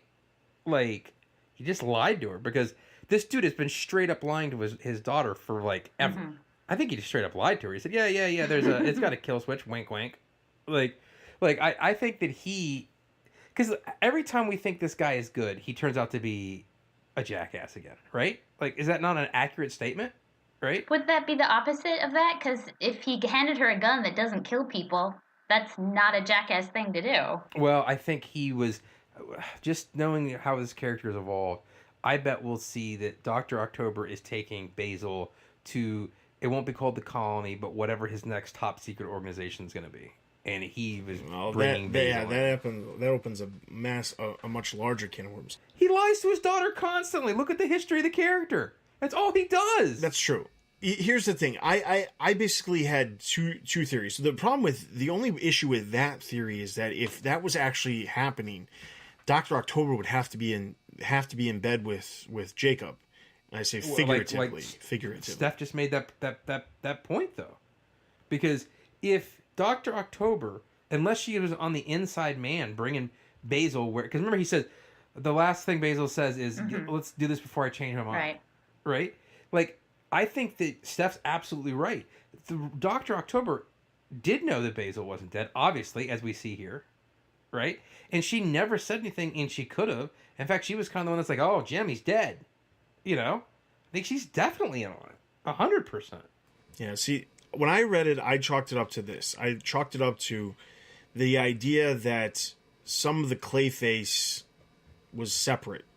This has been something that's popped up in past stories where Clayface can split himself into multiple people and things like that, and I just assumed that the intent was when he absorbed all that extra Clayface, that Clayface became huge and destructive and all of that, and left Basil by himself. Yes, but it wasn't actually the entire bit of it, and like anything that was attached to that, yes, was killed and did die. But Dr. October was experimenting on an aspect of Clayface to try to find a cure, and in the process, because of her experimentation or whatever, she was using a bit of the Clayface, and then after the fact, it just became Basil again. Sentient? Yeah, like that was how I explained it in my head when I was reading. I was like, okay, well, that's probably what happened. Only because he was involved with her. The idea that he's like, well, let's go before I change my mind. It does feel like there's something that will happen with him, but like, and here's the thing: I'm definitely not opposed to him being dead and then coming back here. That's not really what the issue is. It's more about the fact that like he's coming back, but we were led on this like 3-month journey of everyone super pissed at each other because of it, and that's the thing that's slightly frustrating. See, that's where I disagree with what you just said there. It is the fact that he's not dead to me, right? Like, I've always said this before when Damien died, blah blah blah. When you kill a character, and it's not like, I don't mean you fake kill someone at the end of an issue, like, will Batman make it out alive? Right? I mean, when you kill it and it causes strife, or you see a tombstone, you put a body in the right. You break up a team, then leave them dead for a calendar year. Right? It's comics. I'm not an idiot. I know they're all going to come back at some point. But leave them in the ground for 1 year. Well, they had an out. You know they had saying? An out in this situation that they just didn't use. The out was that Clayface could have died, but then instead of Basil coming back, it's a different person. Hagen, Lady Clayface. Like it could have been. They could have gone that route, and I'm not honestly sure why they decided to go this route. But it is a valid criticism, and it's so funny how we all saw it so differently. Steph, you saw it and was like, "This is bad." You saw it, Dustin, you had your own thing, and when I saw it, I just literally thought, seriously, like, without even skipping a beat in my mind, I went, God, Kate Stan's such a lying SOB. Like I was like, this guy lies. This guy lies about what color the sky is. Like, this is all this guy does. It really is interesting because we all interpret it a completely different way. But because of that, I can only give it a 4 out of 5. I can forgive you for that. That's fine. All right, and I know I gave a lot of crap to perfect scores, but Tony over on the website gave it a 5, and nothing against his score. I just wanted to make sure, because I know that when Stella was around, she used to be, in my opinion, a little bit loosey-goosey with some of her ratings, but it was more about the idea of, like, you know, when I would give something that was really good a score, it was more of like, well, why didn't you give it that, or why didn't you give it something higher? And the thing is, a perfect score is a perfect score, and I look at those perfect scores like, that's rare. I mean, when I watch a movie on, you know, there's the ability to rate it where I watch my movies. There's a spot where you can rate the movie right then and there, and I will never hand out a 5 unless I find it to be the most amazing movie. I've got plenty of 4.5s, but like when it comes to perfect ratings, the movie has to be like absolutely perfect, and I can't have one problem with it. So like I said, Tony gave it 5, so that's going to give Detective Comics a total of 4.5 out of 5 batarangs. That is all of our in-depth reviews. Let's head over to the site for Greater Gotham.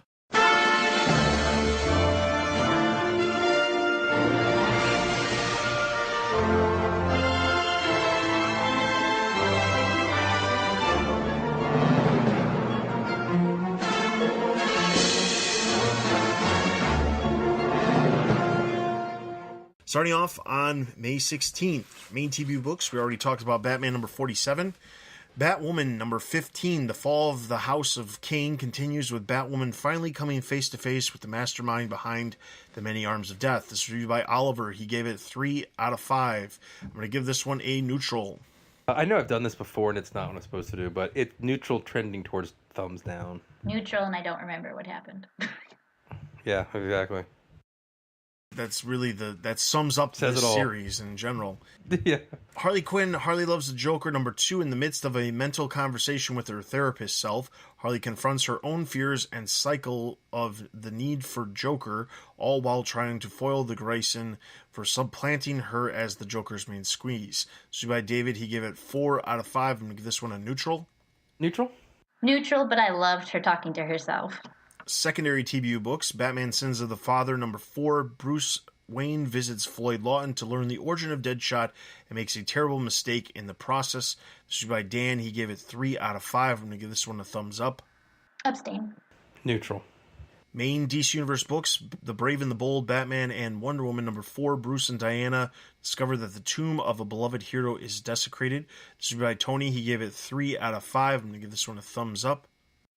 Thumbs up, even Neutral. if it's just for the art. Yeah. Justice League No Justice number 2. The Justice League seek out trees to stop the Omega Titans from getting to Earth. This is by Corbin. He gave it 2 out of 5. I'm going to give this one a neutral. Thumbs up. Abstain. I couldn't read it. I tried so hard. I couldn't.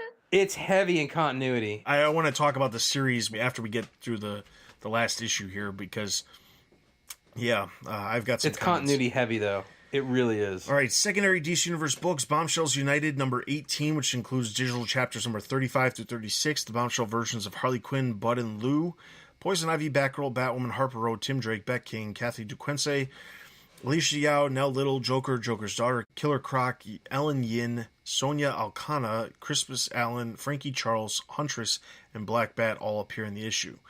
I mean, I know that the series is running its course and the last issue is actually releasing. We're gonna get them all in. But man, they're just cramming those characters in. Damage number 5, Poison Ivy appears in the issue. Green Lanterns number 47, Batman appears in the issue, as well as Thomas and Martha Wayne in a Vision. Justice 2 number 26, which includes digital chapters number 51 through 52.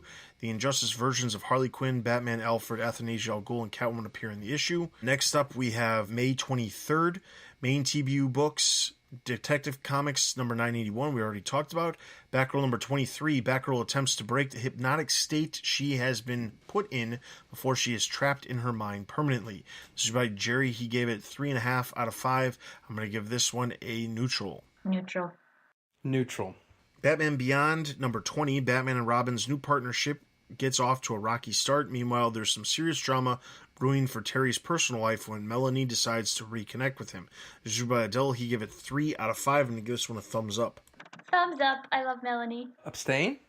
Mother Panic Gotham AD number 3, Violet navigates an updated Arkham Institute and its many secrets in the micro, hoping to find and rescue her mother. This was reviewed by Bob. He gave it 3 out of 5. I'm going to give this one a neutral. Thumbs up. I just want to see this character interact with the regular Bat family somehow.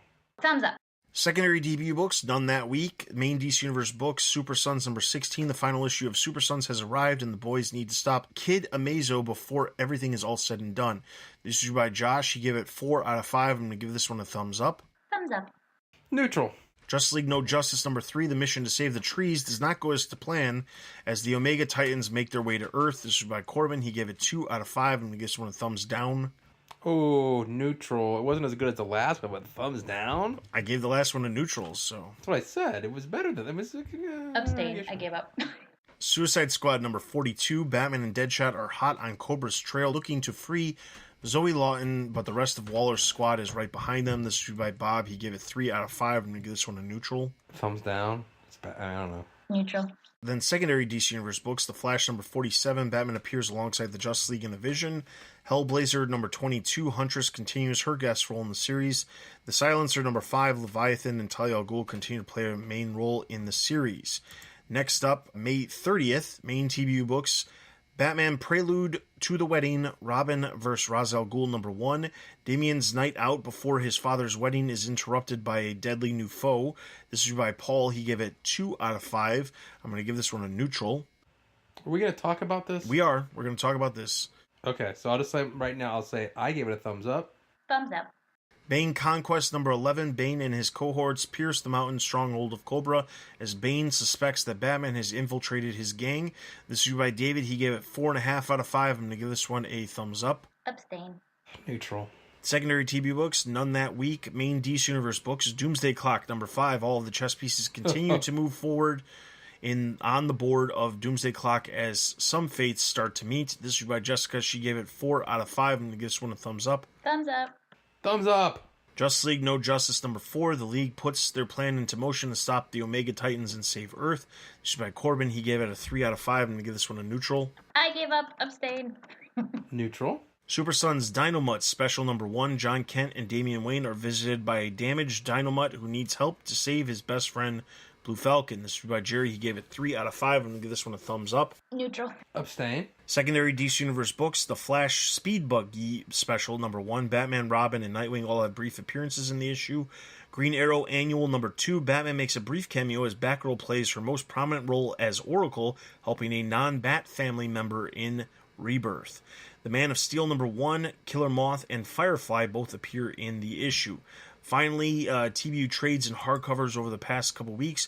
We have Batman Ghost trade paperback, Nightwing Rebirth Deluxe Edition hardcover number book 2 hardcover, Dark Days The Road to Metal hardcover, Titans Total Chaos trade paperback, Batman Nightfall Omnibus Volume 3 Night Send hardcover, Batwoman Volume 2 Wonderland trade paperback, Injustice Ground Zero Volume 2 trade paperback. Alright, so before we move on, a couple things. So first I'm going to talk about the Prelude. So the first Prelude came out and it was Robin, and there's a couple of points that I want to talk about here. So the first one is there's this vision that Damian has, and I'm guessing it was brought on as a hallucination based off of Ra's al Ghul being present, but there's this hallucination that Damian has where he has this like fear that Selina and Bruce are going to have a son, and that because they'll have the son from the very beginning, this son will grow up to be maybe possibly the more true heir to the Bat mantle. And this character appears and is basically what Damian fears being replaced by this other version of this character. That was kind of strange for me. I did like the ending, which was Selina coming in from her bachelorette party and Damian being there and basically saying, I have a mother. And she's like, well, good, because I don't want to be your mother. And then she made a comment, like a real snarky comment about, we both have tendencies to do things that aren't always good. We need to watch out for each other. That was kind of cool. But at the same time, I think Jason Todd also has those tendencies. So I think he's being left out of that little moment. But thoughts on that specific prelude? I mean, we're going to get 3 more of them after this, but thoughts on that prelude? I liked it. I liked it a lot. The drug-induced thing, there was a lot of Batman 666 in there. I'm sure you noticed that. There was a lot of Batman 666 in there. I thought that the beginning and the end with Selina and Damian were the high points of it, but I do think that without the interlude in the middle, the ending, you don't see why Damian would be that concerned about. I think that this was an important issue. If Selina and Batman, or as it turns out, Batman and Catwoman, not Bruce and Selina, but if Batman and Catwoman are going to get married, then this is something that I think we needed to have some issue dealing with. Damian is Bruce's son, and it's underage son, right? Not like Dick Grayson off in Bloodhaven, Like, we had to have this issue, and I'm glad we have it, and we see at least a template for what Damian and Selina's relationship was, and I really enjoyed it. I think this is a good example where, like, even the title and the front cover have literally almost nothing to do with the rest of the issue, and I like it so much, I don't care. Because I think it really should be like Damian versus Damian almost, because the entire thing is a hallucination. I don't think Roz is ever even there, because at the very end he's all alone, and the hallucination is caused by the tailor pricking him. So it almost doesn't make sense that it's Roz, because how would Roz know what Damian is going to hallucinate? I don't know. But all that said, it still leads into an amazing character study of what he's afraid of. Like, you have the tiny Dick Grayson sitting on Batman's shoulder, on Damian's shoulder, whispering to him. That was funny. That was laugh out loud funny. Yeah. And it just shows, a side of Damian we don't see, which is everything that he's afraid of. Now, it's funny, too, because we just had this conversation about you can't really judge an issue or a story until you look back on a historical concept, right? Like, how important is Batman 666 all these years after? Oh, yeah. Mm-hmm. Like it's constantly, like, you can't go a year, and this is not me complaining, right? You can't go a year without some kind of reference to Batman 666. Seriously. Yeah, because there was the reference in Batman and Robin Eternal. There was a reference, I believe, in Batman Eternal. There was a reference there was the whole miniseries, Damian, Son of Batman. The whole Damian miniseries, yeah. There was a reference to it in Batman Beyond, I think, at one point. Yeah. I mean, there's been a lot of references. But it's one of those things like Killing Joke where you're never shocked when you go into a story and Batman 666 gets name-checked or shown in the background. Or, you know what I'm saying? Yeah. Like, it's part of the mythos now, and an important part of it. And I liked the sneak peek we get that Selina will probably be part of the Harley Quinn versus Anarchy. Or what is it? No, it's not Harley Quinn. It's someone else. But... yeah, Batgirl. Batgirl. Because she stumbles in and she's like, that was total anarchy. It's like, oh, that'll be fun. That's definitely what it was. Yeah. So while you're listening to this, the next one has come out too, which we'll talk about more in the next episode, but it confirmed a very specific thing that we were questioning. We were questioning whether or not it was Bruce and Selina getting married or Batman and Catwoman getting married. And basically, I thought about this prior to the issues coming out. I was like, okay, so how do you work this? And the only way it made sense in my mind is to have it be the Bruce and Selina way, but it doesn't explain all of the villains that are being involved in these storylines, because it just doesn't make any sense unless we definitively know that they know they know that Bruce Wayne is Batman. So the only way I saw it working was that Selina, there's plenty of people who know who Selina is and know that she's Catwoman, and Bruce Wayne, because he's a playboy, he could be marrying her, and then Catwoman could be using him as a mark for some long con or whatever, and then it kind of made sense. The idea the other way around, which is Batman and Catwoman getting married, makes sense in the scheme of let's have all these villains, like Joker, know about the wedding and all of that. It makes sense in that regard, but it doesn't make sense in a real world situation. I don't know how... because it would be the dumbest idea ever. I don't know how you... I honestly have no idea how you explain this. Like, it just... like, there was a point that I read somewhere which was that, well, if it's Batman and Catwoman getting married, is the marriage even a legal marriage? Can't be. And I was like, that's a really good point, and I don't know that it is. I mean, what are you gonna trot him out in front of the Hall of Justice? Well, what's your social security number? Are you legal resident in the United States? What are we doing here? Not really. Not really. I'm supposed to be in jail for mass murder. You know, like. So yeah, so ultimately it was actually it's revealed in the pages of the Nightwing Hush prelude, which when you're listening to this, that's released. The reviews on the website for you to check out, but that one revealed that it's actually Batman and Catwoman getting married, not Bruce and Selina, which is. But it has to, because it does deal with the one real big question that we all had about this whole thing, right? Which was, how's Selina going to get married if she's still wanted for mass murder? It's true. So, but Catwoman still wanted for mass murder too. She's the same person. But you're saying like in the legal sense of legal. Yeah. Like, and here's how I think it's going to be handled. Little Ed Detective. So if you looked at the solicitation for Catwoman number 2, the one we just looked at, or was it number 1? Anyway, the solicitation says Selina gets this is Ed paraphrasing. Selina gets out of town to go clear her name, right? Yeah. So it's not going to be dealt with pre-wedding, assuming that she gets married. So I think what will happen is, and I think, God, I hate to say this, and this is going to sound as negative as something that I've really enjoyed. I think they're setting us up for another wedding. I really do. I would not doubt that, and maybe it's like issue 100, because it Batman does explain and Catwoman get why. Married. It does like if the actual storyline that's following the wedding is actually just Bruce Wayne goes to jury duty and has nothing to do with Catwoman. I mean, obviously that's a red flag right there. It's like, well, why isn't Catwoman involved? But I guess if he's on jury duty and maybe he's being sequestered, she's not around. But it doesn't explain, like, you know, Catwoman's series is kicking off and she's leaving Gotham. And, like, there's all this stuff. But it would make perfect sense if they're setting up another wedding where it's actually Bruce and Selina getting married. Well, couldn't you see this be the ending of the wedding storyline in some way, shape, or form? Hey, Bruce, it's so great that we're married as Batman and Catwoman, but I really wish Bruce and Selina can get married. And for me to take care of that, I got to go clear my name. So I'll see you when I see you. Love you, babe. Like, that would be a little messed up. You know I'm not wrong, though. I know you're not wrong. That sounds like exactly what'll happen, right? And then she'll have her madcap adventure, clear name. Batman will go do Batman stuff. We'll see cut pages in their books of them talking to each other. I've almost got this done. I've almost got that done. Then they'll wrap it all up. She'll clear her name. She'll come back to Gotham, and then we'll have the whole storyline again. That'll be Bruce and Selina engaged at social events and another marriage.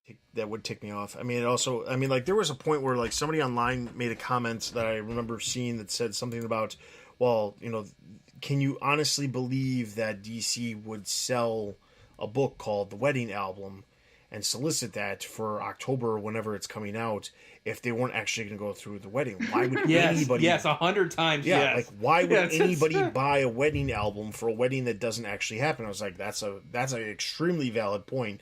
I don't know why they would, but the idea that she does go off and does her own thing, I mean, we still celebrate the death of Superman and he ain't dead. Yeah, that's true. You know what I mean? Like, I mean, it seems like every 2 years, probably like every 5 years, there's another release of the death of Superman. That guy ain't dead. Like, we're comic fans. We're suckers.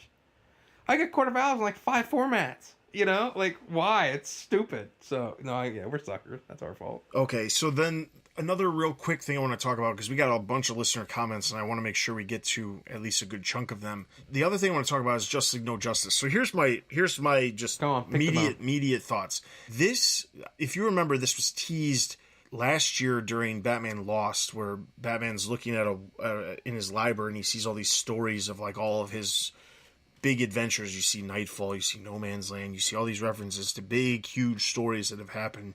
Court of Owls, Zero Year, a lot of the Snyder stuff. There's a lot of stuff like Hush and other stories that have happened that are part of like Batman's, like they will stand the test of time. Is like when you sit here and say, okay, so what are the most important stories? They were up there on that wall. The classics. Yes. Yeah. I will say, just very simply, Justice League No Justice does not belong on that wall. Was it on the wall? Oh yeah, it was. That's the hint. It was basically there was a book up there that said Justice League No Justice, and everyone was like, we know what all of these are, but what is Justice League No Justice?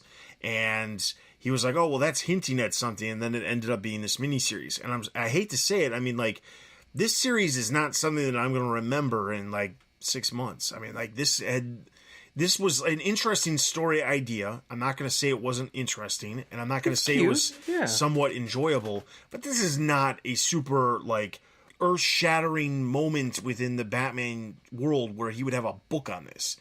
Like, remember that time that Brainiac kidnapped a good chunk of the heroes on Earth, and then he basically threw us into separate teams and said we had to go take out these creatures, these Omega Titans that we never heard of before, and they were all going to come here through trees, and we had to stop the trees from growing before they were able to get to Earth because they were going to destroy Earth.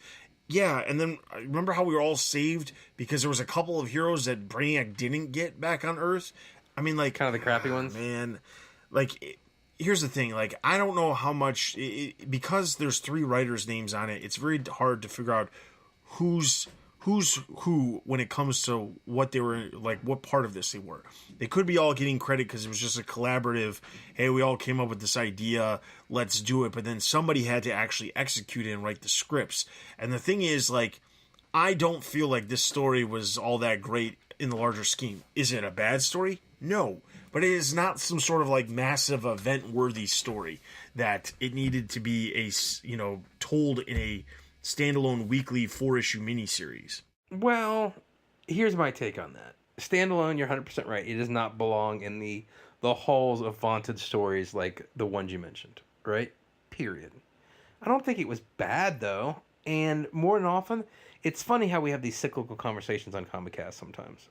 I don't think that the big point of No Justice was this story. The story was fine. The story is setting up what we will now refer to as the new Justice League universe, right? Justice League, JLD, Justice League in Space. I can't remember what they're calling that one now.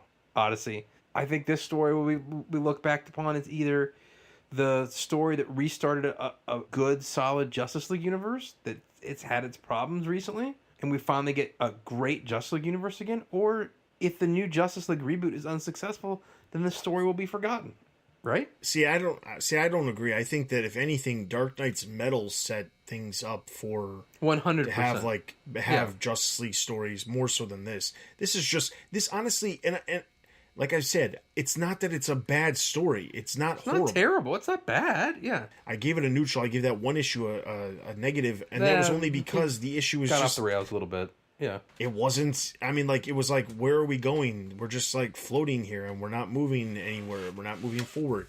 But the thing is, it just comes down to, like, this seems like a story that could have easily been told in a Justice League series. Like, not necessarily right this second, but I don't feel like coming out of this that there was a couple of things in the last issue that set certain things up, like Martian Manhunter being the chairperson of the Justice League, Green Arrow being dictated as the person who's the most important by Martian Manhunter, and whatever he's got in his hands that can take down the entire Justice League. Like, there's certain parts that set things up for it, but it just doesn't feel like any of that stuff couldn't have happened in some other situation. That's all. It just doesn't feel fair like criticism, I guess. It just feels like it could have happened as a normal 4-issue story arc in Justice League at some point, not necessarily to kick the series off by any means, but as a story just to tell. And that's the issue that I think I have with it. It's not that like I said, it's not that it's horrible. So I'll leave it. And Steph, you seem to be on Dustin's side because you couldn't even finish it. I don't like when there's so many characters talking at the same time and doing so many things, and they're in space, and I don't care. Like, I liked the DC Nation Zero. That was enough for me. I was like, oh, they're all in separate teams. That's so interesting. That's good enough for me. And then I was like, wait, there's 4 more whole issues? We are doing this thing in comic books now, where we are doing prequels that are as long as the story sometimes. You know what I'm talking about. Mm-hmm, this whole lead up to the wedding, Like, it can be annoying. I did see someone suggesting that they were essentially going to redo Tower of Babel. They better not. Well, that's what it sure seemed like. They better not. Like, dude... Like, we've already got Tower of Babel. It's one of those 4.5 almost perfect comics. Yeah. Right? You don't got to do it again. You never got to do it again. It's fine. Sorry. Gotta get it off my chest. All right. So with that, that's all of Greater Gotham. We're going to jump into listener comments, but we're really probably only going to do about half of these.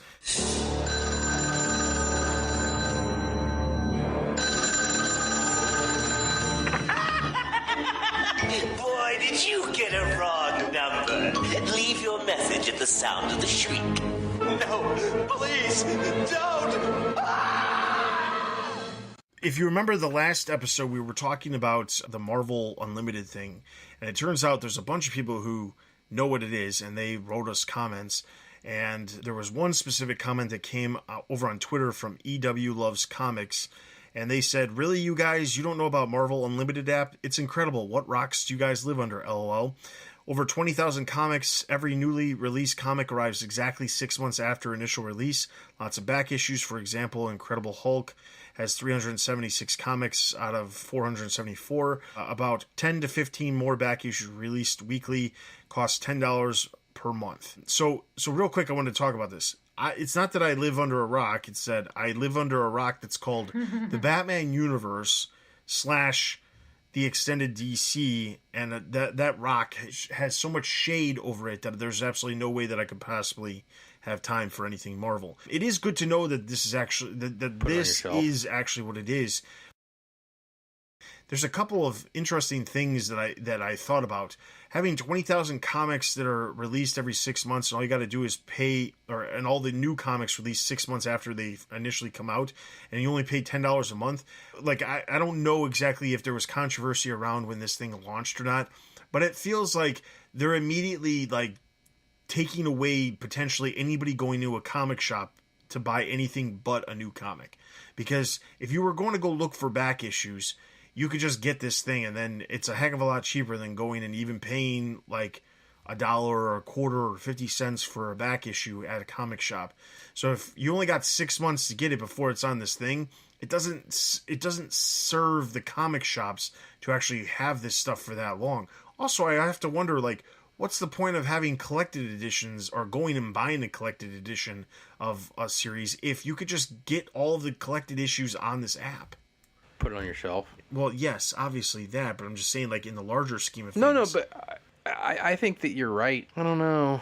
Like, and here's the thing, too. Like, I don't know if you've been in a comic store recently, because I know we're both mail order dudes. I mean, I live in the sticks. But, like, the last comic at my local store that I go into occasionally, they just have new issues. They don't have back issues. There was, yeah, when I used to live in Kansas, that's exactly how the comic shop that I used to go to if I wanted to actually go stuff. I still had a mail order, but if I wanted to go to a place, store, they just had new stuff. If you wanted them to pull stuff for you, they would do it for you, no problem. But it was not a comic themed store. It was like they used it for, like different types of games and like role-playing games and miniature games and all kinds of other stuff. It was in a college town, so they had they would have people come in and use it for that. And yeah, comics was just something that they offered, but it wasn't something that they sold like so many comic shops do, where they sell, like, you walk in and like 85% of the store is comics and back issues. If Batman 47's on the rack, you might find a couple issues of 46 tucked behind it. You know what I'm saying? But that's about it. In my local comic shop, they don't. I actually asked the guy. I was looking for something. I can't remember what it was now. And I asked the owner of it. I said, "Hey, you got a bin around here? I'm looking for. I can't remember what I was looking for now.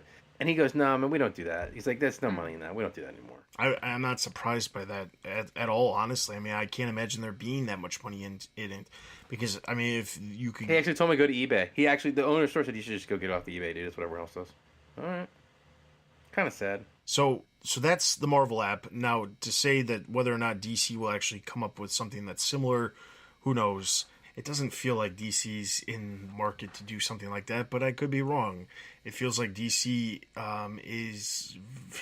And I say this knowing that Marvel does very similar things, but with all the variants and the collected editions and the multiple versions of collected editions, which I'm sure Marvel does all the exact same type of stuff, it seems like it would not be wise for them to do that, because at least the comic stores, if they over-ordered and they weren't returning it, they could actually sell those comics as back issues. If DC started an app, it would present a problem where, suddenly you can't get that. But what do I could be completely wrong. I wish I feel like I need to go back and do some research as to whether or not there was controversy around when this Marvel app was released. If DC does it, it'll be part of their all-inclusive DC whatever it's going to be called. Yeah, the thing is, I don't know that I'm super interested in paying like $10 a month, and the main pull of that app, or their thing is, here's a bunch of digital comics. I don't need a massive library of digital comics. That's not something I care about every single month. Now, am I interested in paying maybe $5-6 a month, having the availability to stream all the DC TV series from the past, present, and future? Sure. That's not bad. I mean, my kids love the those streaming apps, and if I can get them to, here's an app, it only has DC stuff on it, then I'm just teaching them, and I can consider myself a good parent. Are they going to be able to get like? I'm just being honest about this. This is kind of off topic for a second, but are they going to be able to put like the current CW stuff in there? Doesn't CW have its own app and licensing agreement? Well, it has its own app, but But the thing is, all that stuff that happens after the show airs, it all goes through Warner Brothers. So even if it is on CW, like all those shows end up on Netflix, they're all on Netflix. But I guess if Netflix, you think they'll yank them off Netflix? I don't. Well, who knows? I don't think that'll happen. But I mean, there's nothing that says that they make a deal with Netflix where it ends up being on the DC streaming app too, and Netflix doesn't have to pay as much money for the rights to have them on Netflix. That's entirely possible. But I think for this to work, for someone to go out and for the app, not me and you, not hardcore comic DC guy or hardcore keep DC girl for stuff, right? For not us, but for the average Joe that you're trying to get to buy your streaming service, it's going to have to be more than New Teen Titans or Justice League. Yeah, it's going to have to be a massive amount of stuff. And the thing is, I've said this before, the app that Warner Brothers has that's called Boomerang, which is basically, in my opinion, the trial run of what they wanted to do with the DC streaming service, which is called DC Universe. Boomerang launched April of 2017. It initially was releasing like a group of like 13 to 20 episodes every single week. Eventually they had their own exclusive shows. They now have even more exclusive shows. There were shows that like Cartoon Network canned, like new Scooby-Doo or new Looney Tunes or new Tom and Jerry, that Cartoon Network didn't care about anymore, that they started making new episodes specifically for the streaming service. It's very similar to what we're seeing with what's happening with the DC streaming service. And the thing is, like, I feel like Boomerang is a perfect example, but Boomerang right now has like well over 1,000 episodes of television on their app.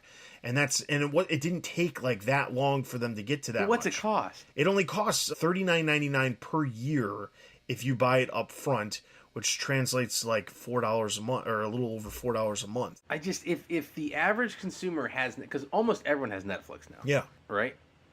If the average consumer has Netflix and Flash, Legends, Arrow, Supergirl, whatever, right, are on Netflix, you're going to have to give the average Joe a reason to go buy another service. Oh, I agree. And you have, like, the thing is, they're banking on those exclusive stuff. That's why they are announcing them, because honestly, when Boomerang launched, they did not have, they launched like a Dorothy Wizard of Oz type series that was exclusive. It was never aired anywhere else. They rebooted Wacky Races, but those didn't come out for like the first 4 or 6 months or something. Quite a bit into it, though. Yeah, so it wasn't right away. It was like they initially, like, they had already planned on having them. And there's other series that they, like, there was just at the TV upfronts, they, like, released this massive load of stuff that they're going to be releasing in the next couple, within the next year. And they've actually got exclusive rights to another series that was coming from Britain, and they announced, like, 6 other series are getting new seasons and things like that. Like, they're not holding back. Like, it's clearly successful, because if it wasn't successful, they wouldn't be making more and more series that are only airing on this app and maybe in, off hour runs on Cartoon Network or on the Boomerang channel itself. So the thing is, like, there's certain things where it makes perfect sense that it's working.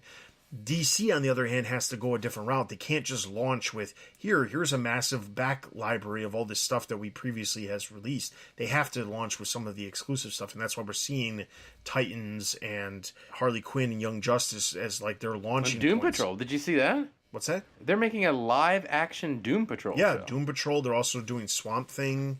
And I honestly believe that Doom Patrol will lead to another one. I feel like the Titans, Doom Patrol, I don't know if Swamp Thing's going to be in the same group, but I feel like they're creating like a CW Arrowverse on the streaming app where all of these shows will be interconnected, and because they release like here's 13 episodes that you can just watch right away, I feel like they can do what they do with the Marvel shows where they can space them out a little bit more, where you can have like Titans drops day 1, but then 6 months later you've got Doom Patrol, and then 6 months after that, or 4 months or whatever, then you've got the next series and then you get back to doing Titans like they did with Daredevil. How Daredevil season 2 didn't come out until right. later on. So just make sure they're all connected. Don't have a bunch of independent shows. Exactly. Just don't do that. Exactly. The interconnected part is crucial to the success. And they got to connect with the CW shows. You can't throw away 4 years of all that continuity. I'm not going to sit here and say they have to connect to the CW shows because That'd the thing. be dumb. Well, here's the thing.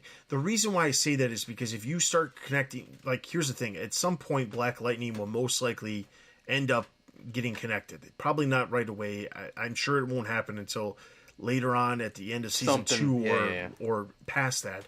But like that puts that's 5 shows that have got connected.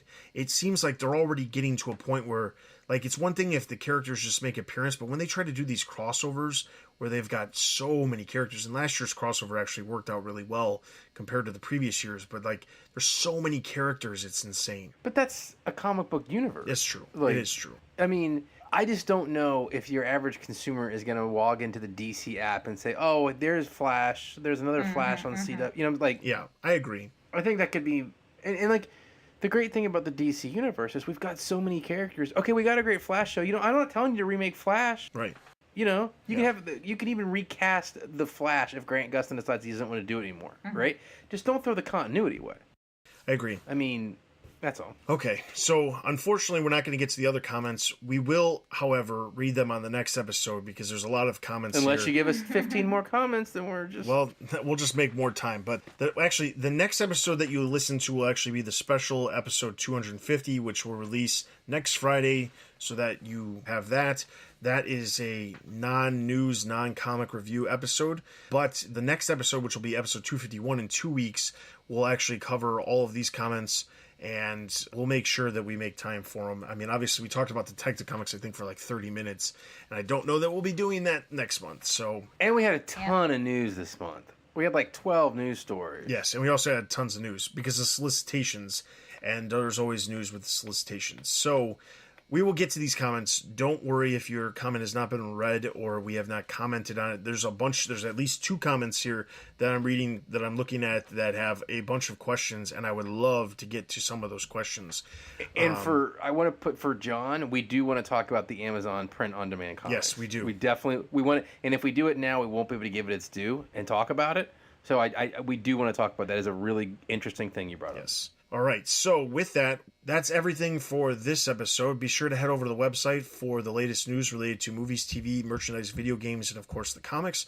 Also be sure to follow us on Facebook, Twitter, and YouTube for all the latest news and videos from the Batman universe. Be sure to leave us reviews on iTunes. Those are greatly appreciated. Be sure to check out all of the other podcasts we have to offer. There are tons of new episodes releasing all the time, so check them all out. And with that, leave your comments in the comment section for this episode, and we'll get to those on the next episode. I promise. Even if we have to run late, we will cover them next episode. So with that, that is everything for this episode. This is Dustin. This is Steph. This is Ed. You've been listening to the Batman vs. Comic Podcast. We'll see you guys just next week.